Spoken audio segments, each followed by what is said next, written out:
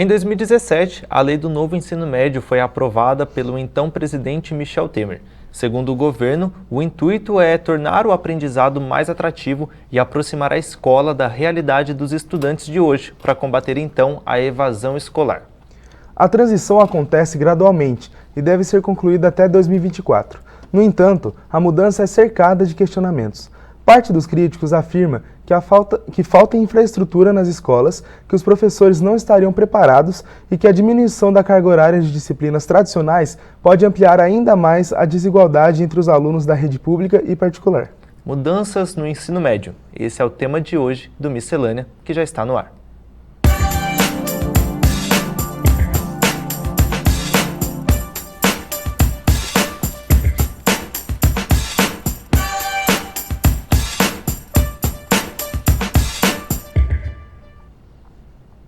E para isso, hoje nós vamos conversar com a Camila Medina, coordenadora do curso de Pedagogia aqui da Univap. Camila, muito obrigado pela sua presença aqui com a gente. Obrigada a vocês de me convidarem. Maravilha. Para já começar a nossa entrevista aqui, eu já te pergunto o que de fato é o novo ensino médio. O novo ensino médio foi uma tentativa, está sendo uma tentativa de reorganizar o ensino médio com um grande objetivo de melhorar a qualidade desse nível de ensino. Realmente é extremamente necessário, urgente, que isso aconteça. A gente tem acompanhado e visto que o número de jovens tem cada vez diminuído o interesse de continuar os estudos no ensino médio. Alguns continuam frequentando muito por uma obrigação, uma questão mais de determinação legal mesmo, de ter que estar ali, mas não tem interesse, vontade de aprender e de compartilhar ali o conhecimento desse nível de ensino.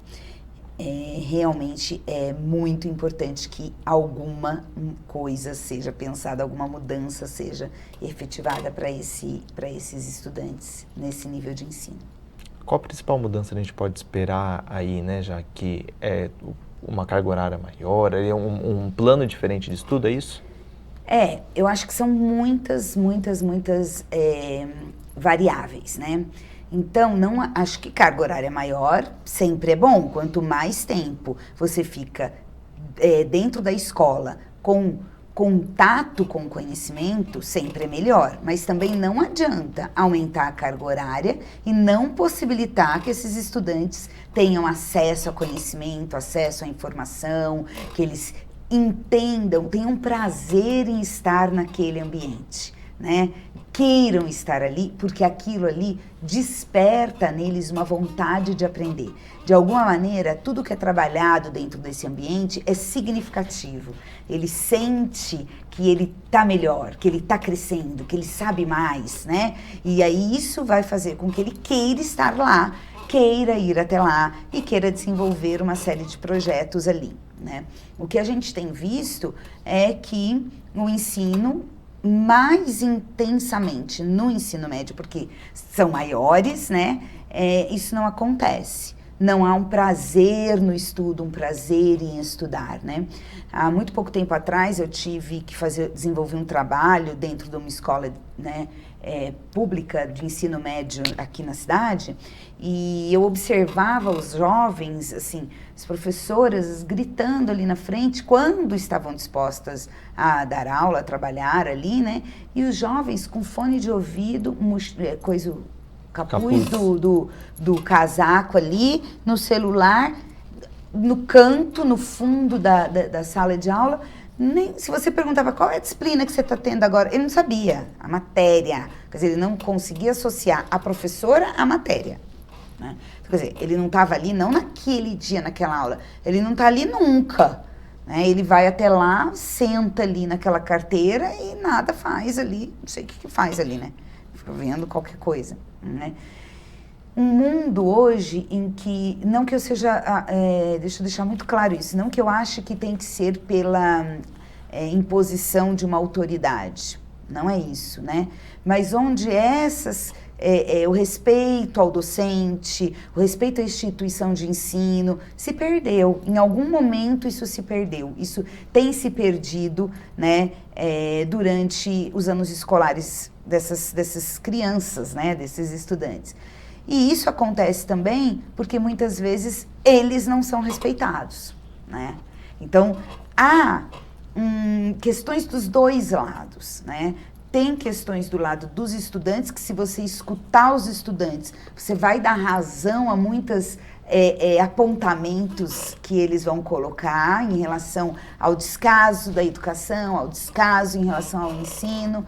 E quando a gente escuta os docentes, a escola, a instituição de ensino, a gente também não descarta ou não diminui o que eles estão apresentando como má condição de trabalho, má condição de medo mesmo, né, no ambiente de trabalho. Então, são muitas questões que precisam ser verificadas e analisadas, além da ampliação da carga horária. A ampliação da carga horária é um ponto que pode ser visto de maneira benéfica se tiver toda uma transformação na estrutura, no contexto da educação de uma maneira geral.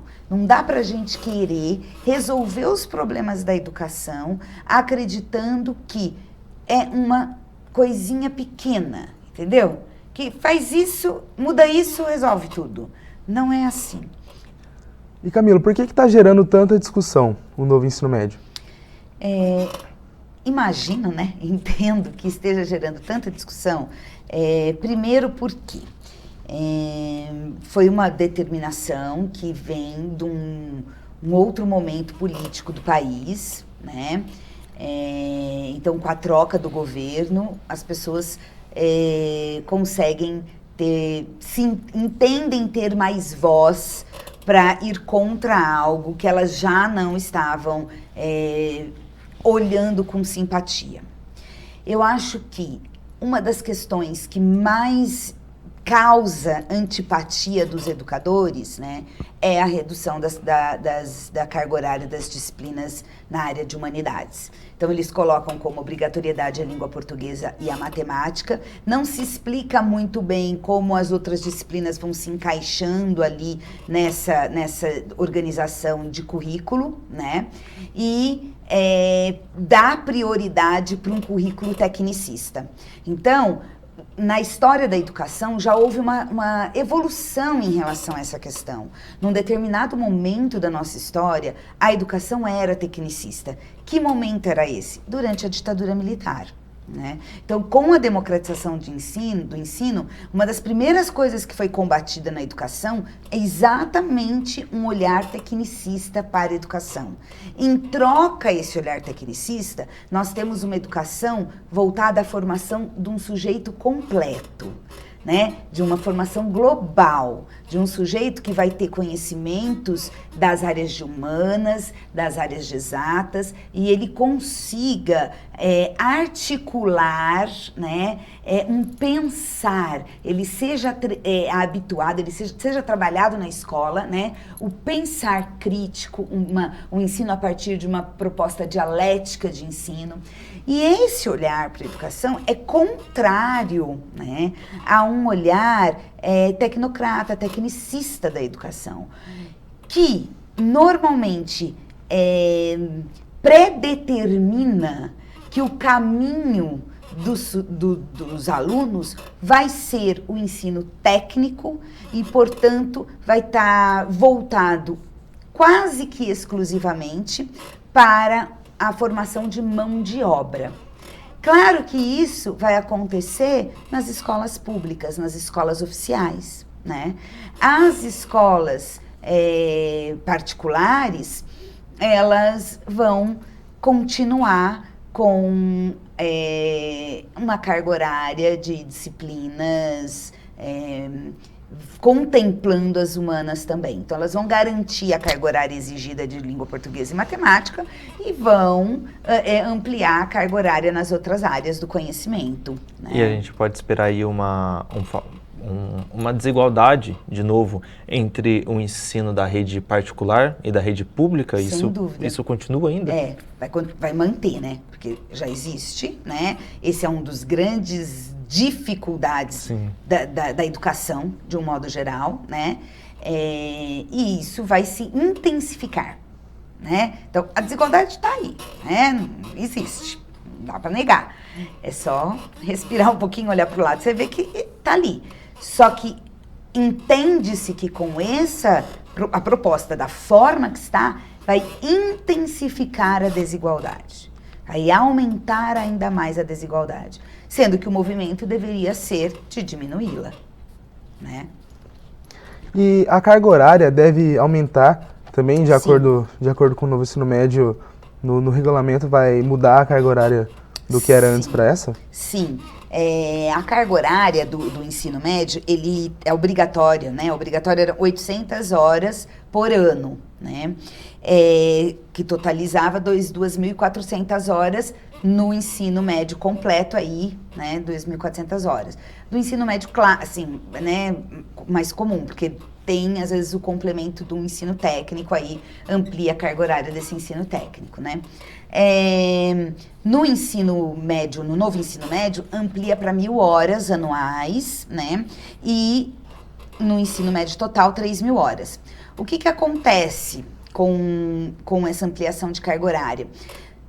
Isso é benéfico? Claro, se você for olhar assim, é claro que o aluno vai estar mais tempo na escola, vai estar estudando mais, vai estar aprendendo mais, né? Sem dúvida nenhuma é positivo.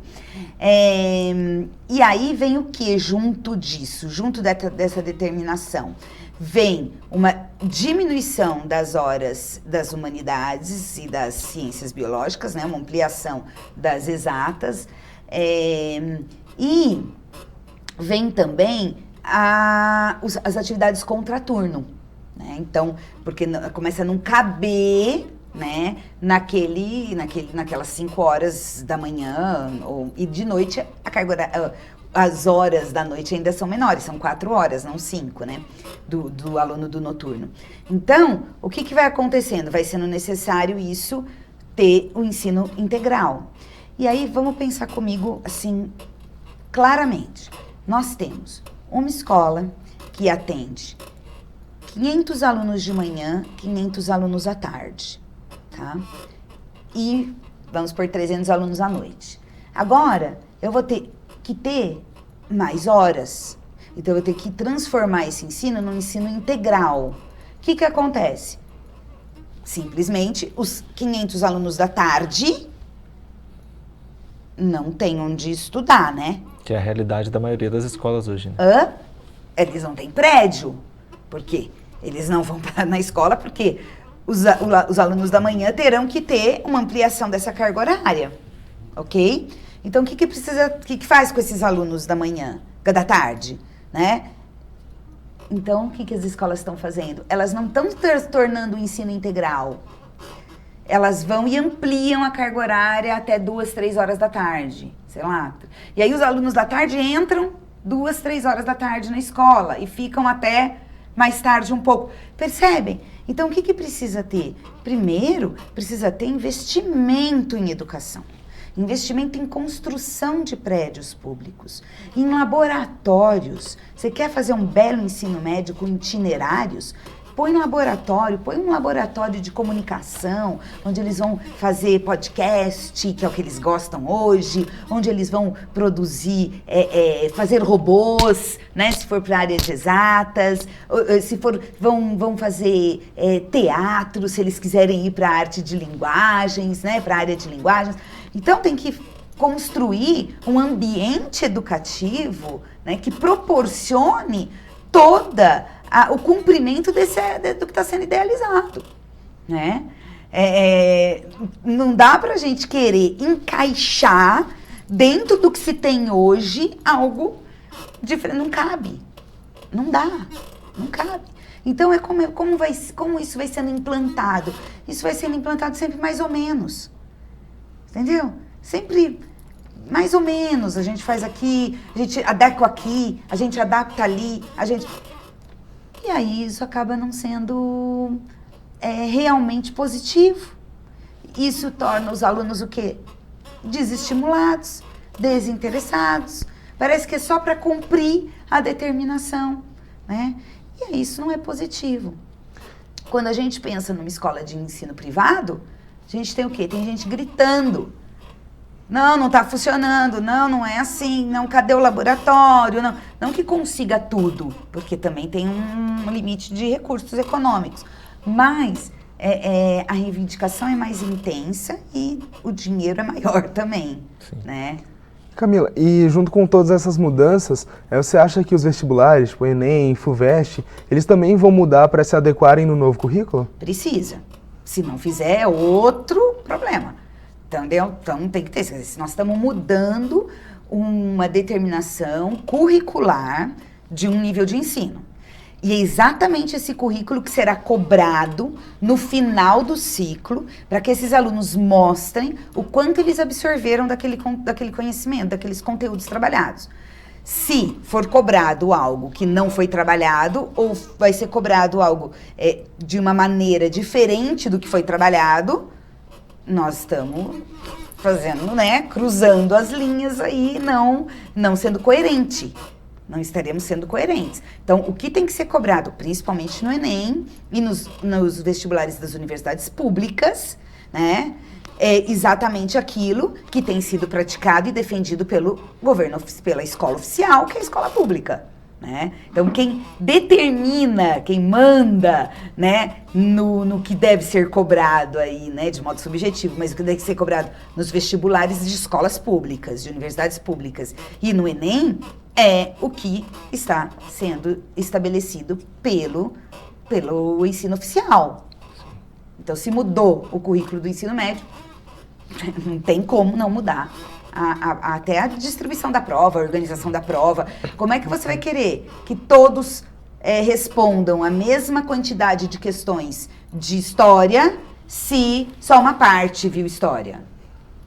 Porque a outra parte encaminhou para uma outra área do conhecimento, que agora é dividido por áreas e não por disciplinas, né? Então, se ele escolheu estar dentro de uma área do conhecimento, como que ele vai ser cobrado no Enem todas as áreas?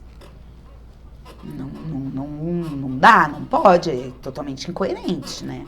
Sim, tá então, certo. Tem que ter uma forma do aluno anunciar ali que área ele cursou e aí aquilo tem um peso maior. Uma prova correspondente. Exatamente. Tá certo. Camila, o papo tá muito bom aqui, tá? Mas a gente vai voltar a falar no próximo bloco. Fique com a gente.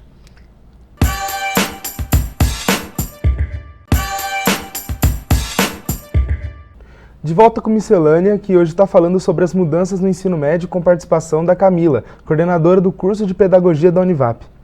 Então, Camila, a gente está vendo muitos comentários, muitas críticas ou aprovações sobre a mudança do ensino médio. E um deputado federal do Rio de Janeiro, Glauber Braga, do PSOL, ele fez um abaixo-assinado online, que já conta com mais de 170 mil assinaturas. E você acha que isso pode acontecer mesmo? Sim, eu acho que o tema está em discussão e eu acredito realmente que o debate está muito acalorado. Como representa, né, esse novo ensino médio, representa um pensar político, porque educação é política, não dá pra gente achar que não, né? Então, representa um pensar político, uma filosofia, um tipo de concepção de ensino, de escola, de gestão pública, né? E houve agora uma mudança, né, importante, significativa aí do governo, né? Quer dizer, nós saímos de um A para um B, né? Quer dizer, opostos ali. Totalmente opostos. Totalmente opostos. Então, é muito possível que aconteça, sim, uma revisão, né? Claro que essa proposta do novo ensino médio foi aprovada pelo Congresso, foi aprovada. Então, não é simplesmente canetar e trocar, né? vai ter que, então, fazer novos debates, nova discussão, para colocar alguma coisa no lugar. Então, vai ter que ter projetos que passem também por aprovações para poder trocar, né, modificar o que está estabelecido, né? Então, não é simples assim, com as assinaturas. Não, a assinatura esse volume de assinatura vai fazer com que mostre a voz do povo. As pessoas, tem tantas mil pessoas que não concordam. Então, essas pessoas têm que ser ouvidas de algum modo, e aí vai começar a se pensar numa modificação, numa reestruturação. Porque ela está fomentando aí uma discussão, né? Fomentando. É o caminho que a gente tem. Esse é o caminho que a população tem para reivindicar, em qualquer setor, né? Sim. E aí, esse deputado, né, tá num intenso movimento em relação a essa contestação do novo ensino médio. A gente viu, né, durante a pandemia, o ensino remoto, né, durante a pandemia de Covid-19, era o que tinha. Mas mostrou que muitos alunos, né, que não têm acesso, facilitado a tecnologia, até mesmo que não têm nenhum acesso. Houve alguma defasagem, claro, né, no ensino durante esse tempo, mas essa reforma, ela pode ajudar a tirar o atraso, né, a reformular o ensino ou não? Ela tem alguma proposta, por exemplo? Mais uma vez, vamos pensar assim, objetivamente, assim, né? Matematicamente ali, né? Então, pensa bem, esses meninos que estão entrando no ensino médio agora, no novo ensino médio agora, eles são alunos de 6º, 7º e 8º ano, né? O 9º ano já foi presencial, certo? Então, essa defasagem de 7º e 8º ano que eles estavam, ela refletiu com muito mais ênfase, muito mais no 9º ano.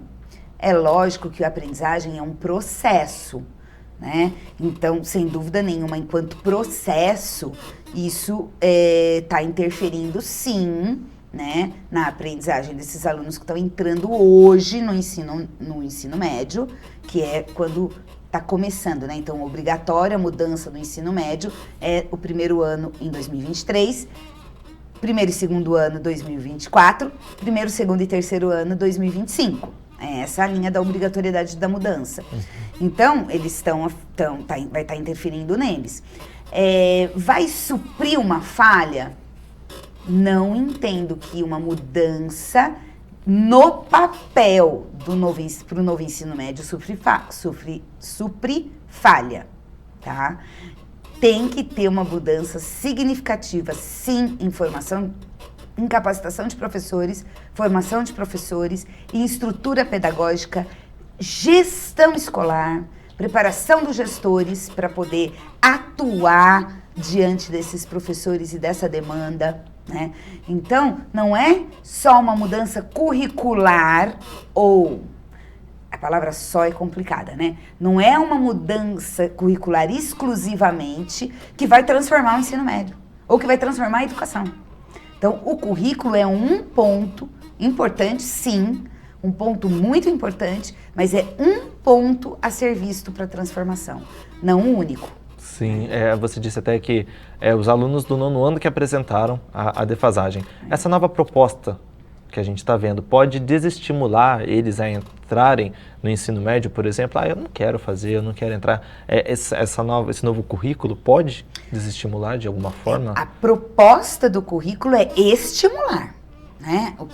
Toda essa transformação vem com exatamente o objetivo, a bandeira levantada os alunos não querem fazer ensino médio. Então, nós temos que transformar. Então, nós vamos transformar em que sentido? Vamos fazer que eles escolham aquilo que eles mais gostem. Então, eles vão cursar aquilo que eles mais gostam. Mas o que eles gostam? Eles gostam de aprender. O negócio é esse. Eles gostam de aprender. Acredito que muito seja prática também, né? Exatamente. Então, não adianta nada mudar isso, colocar e ser uma aula chata, mesmo de uma matéria que eles têm mais afinidade.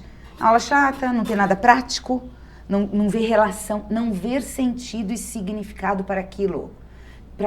Quantas e quantas vezes, vocês são jovens aí, né? Faz bem menos tempo que saíram do ensino médio Faz. que eu. Então, por exemplo, quantas e quantas vezes vocês se perguntaram, para que eu estou estudando isso? Muitas vezes. Não é? Então, essa pergunta, para que eu estou estudando isso, o que, que é? O aluno não entende o significado, o sentido. Se ele não vê sentido naquilo, ele não está estimulado para aquilo, né? Então, a ideia de você fazer com que esse estudante opte por uma área do conhecimento que ele tem mais afinidade e aí ele se aprofunde naquela área do conhecimento, né? Isso faz com que ele tenha... o objetivo é que ele tenha mais interesse. Agora, me diz uma coisa. Ao mesmo tempo, nós estamos num grande debate no próprio ensino médio e no ensino superior que a universidade, né, para um jovem, vai ser apenas um primeiro curso. Que há grandes transformações, né?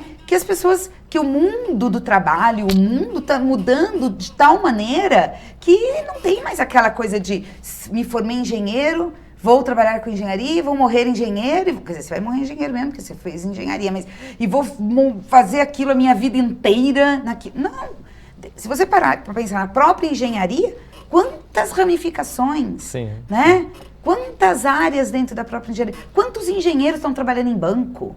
Quanto que você fala, não, banco é economista, administrador, não é engenheiro. Quanto engenheiro trabalha em banco? Só um exemplo. E precisa, né? Também dos engenheiros. Se eles estão sendo absorvidos é porque de alguma forma demanda no mercado tem, né? Então, como que um menino, uma menina, né? De 14 anos, 15 anos, né? Tem maturidade para fazer uma escolha que é passado para eles quase que a escolha da vida. Você vai escolher a área, porque daí isso vai ser cobrado no vestibular, e aí, então pensa bem, o menino fez área de humanas no ensino médio, mas ele pensou e no vestibular ele resolveu que ele quer fazer odonto. E aí o que vai ser cobrado nesse vestibular dele? Porque ele vai pôr que ele fez humanas. Foi o que ele aprendeu? Mas ele quer entrar em odonto, que tem como maior carga biologia. Sim. E como é que vai ficar isso? Entendeu o que eu tô querendo dizer? Então, tem que ser feito um trabalho antes, um projeto de vida. Projeto de vida. Com ressalvas também. Já tento chegar lá, se der tempo. Esse menino, ele vai ter que escolher, com 14, 15 anos, algo que ele vai ter que fazer para a vida dele, para uma primeira universidade, para uma escolha. Será que isso não é muito cedo? Não é muito precoce? Né? Eu tenho um filho que está no primeiro ano do ensino médio. E ele virou e falou assim, o primeiro ano do ensino médio, a gente devia testar todos os itinerários.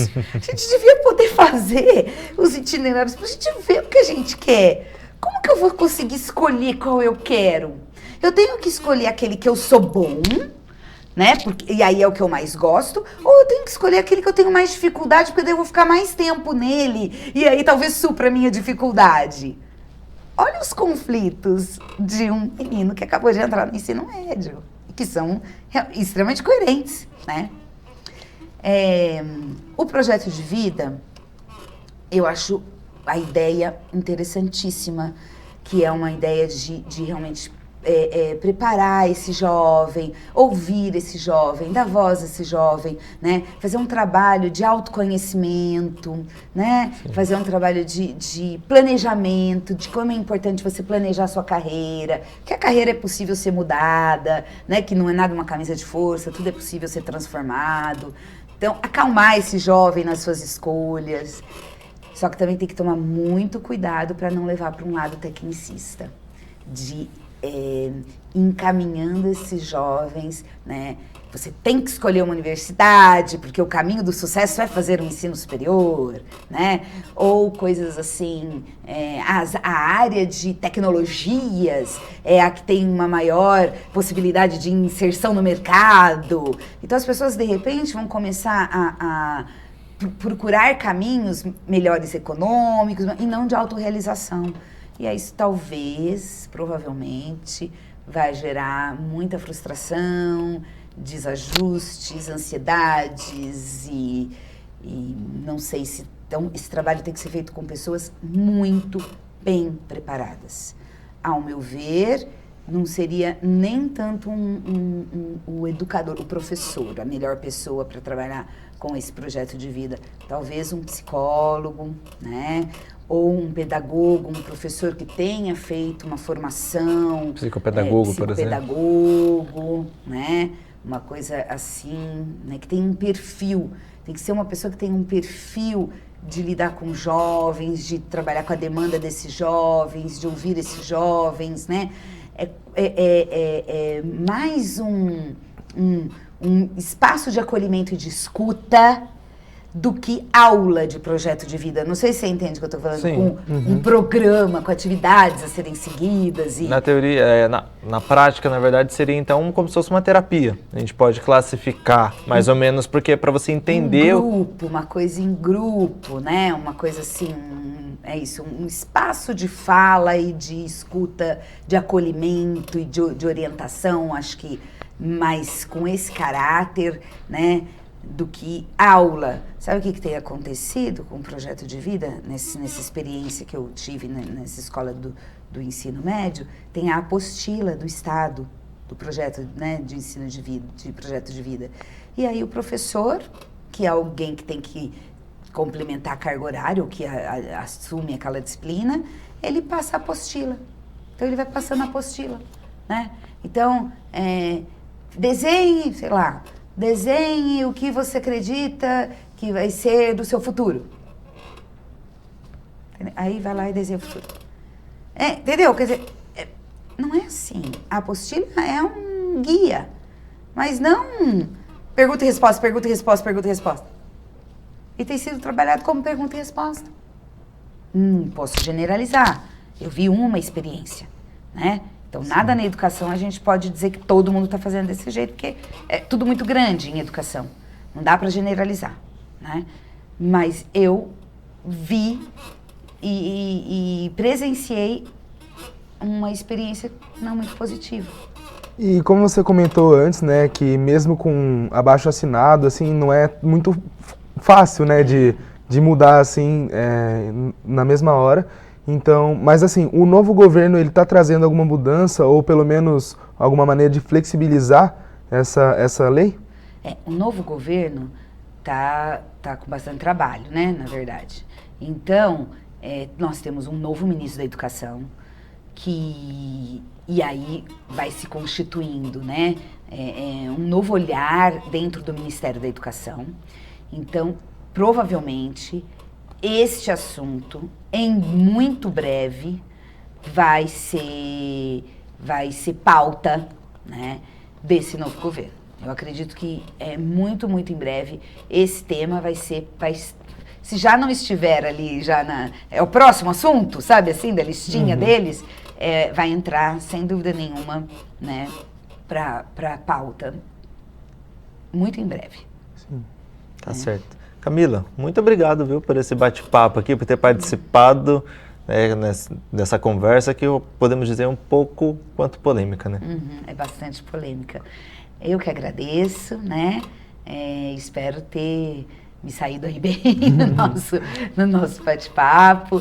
E é sempre um prazer estar aqui com vocês, tá? Muito obrigada mesmo. Maravilha. O Miscelânea termina aqui. Muito obrigado você também pela companhia. Este programa ficará disponível no nosso canal do YouTube. Não se esqueça também de nos acompanhar nas redes sociais. É só procurar no Facebook e também no Instagram com @TVUnivap. Até a próxima. Tchau, tchau.